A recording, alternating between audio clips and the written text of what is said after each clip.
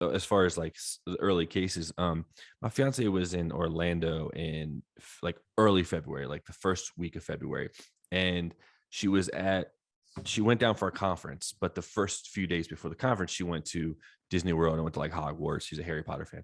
Um, and she was fine. And then literally that Monday, she was supposed to be at the conference from Monday to Friday. She was like deathly ill. She didn't even leave Mm, her her room.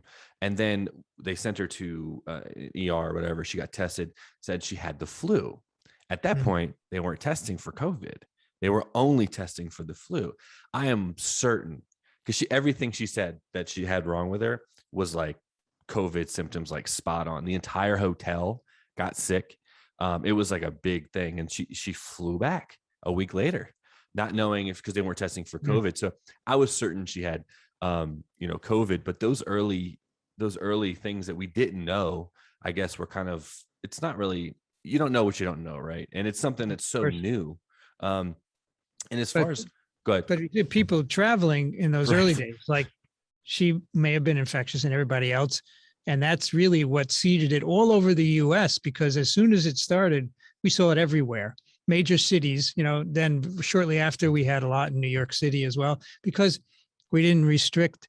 So if we had had a good test for her, and we could have said, "Oh, you're positive. You need to stay in your hotel for 14 days." She wouldn't have liked it, but that would be a good way. That's what they did in China. And Yep. even now, I know a number of Chinese scientists that go back and forth to China.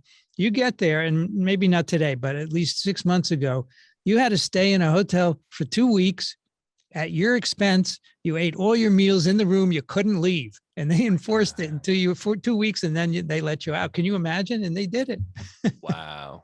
He said they would put the meals on a tray outside his door. They would knock and run away, and then he'd get the meals in 3 meals a day. Can you imagine? And he had to pay for it all himself. What? It's Yep. like jail. Oh my gosh. Well, China can get away with that kind of stuff. Yeah. You do that here, you're gonna have a revolution, no question.